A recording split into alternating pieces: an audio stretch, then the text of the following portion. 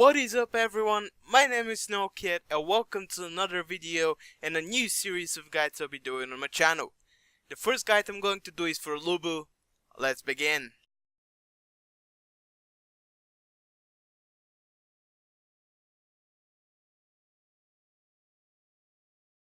The first thing we are going to look into is Lu Bu as a hero. What his class, role, and what position on the map he is most likely to fulfill. Lu Bu is classified as a warrior with his role being lifesteal. This means that he has decent survivability with very good lifesteal, mainly focused around one of his ability, which makes him even more durable. The position he best fulfills in game of 5v5 Grand Battle in Arena of Valor is the one of the jungler. Now that is because he has very good catch up and chase potential with one of his abilities and he clears the jungle relatively fast.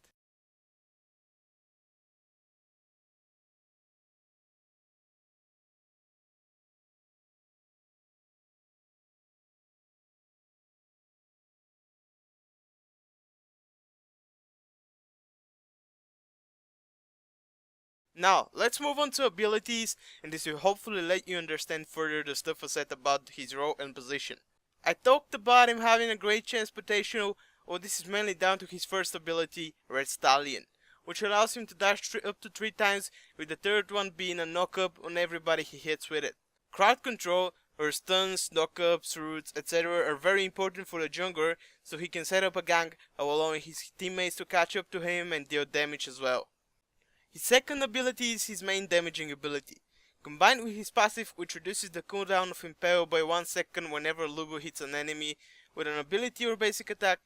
It is his most reliable damaging ability. His ultimate doesn't directly do damage, instead it adds bonus attack damage to him as well as lifesteal, and last but not least he gets 20% bonus protection.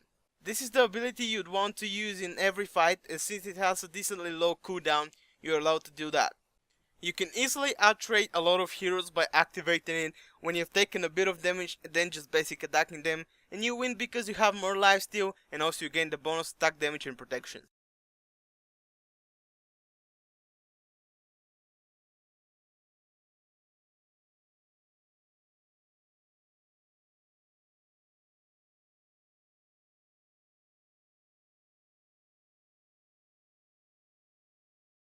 So for build path, I usually go Omni Arms first, which gives you attack damage, attack speed, lifesteal, cooldown speed, and max HP. All these stats are very useful for Lu Bu since you the basic attack a lot, the bonus lifesteal is great, cooldown is also great, and the max HP is very useful since you're almost always in the middle of the enemy team during team fights. I follow up with Sonic Boots. This is because the armor is very useful for team fighting for the same reason as health. Move speed, which is one of the most important stats for junglers since they roam the map a lot, and the reduction of normal attacks applies to monsters attack as well, which helps you with the jungle clear. Next up is I usually buy Fafnir's Talon. Again, attack damage, attack speed, and the lifesteal are pretty self-explanatory. The other things that is very important about this item is the percentage of current HP to enemies.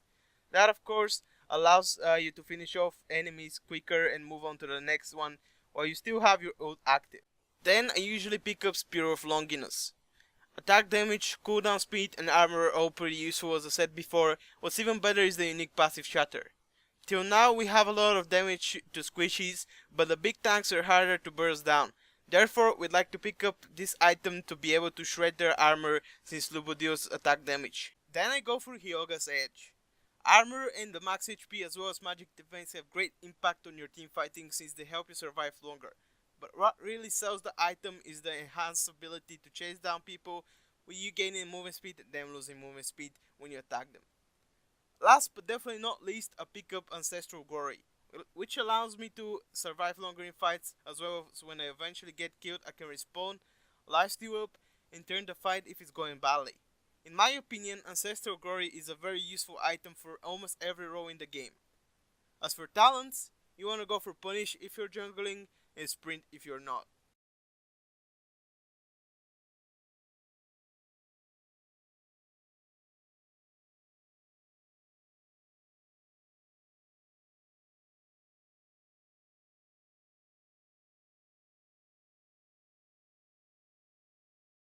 Now about Lobo's playstyle. He's a very aggressive, in-your-face, almost an assassin-style warrior. He is very durable though.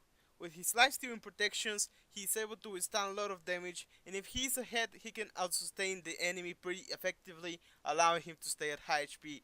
As for jungling patterns, you can either go for both buffs and then gank, or you can go for a more farming route and then look for a gank.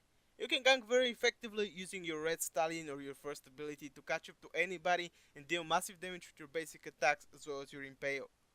When you get into a team fight, activate your ult and start focusing down the enemy carries, so your mages and marksmen. Then when you've dealt with them, focus on the less priority targets in the order: support, then assassins, then warriors, then tanks.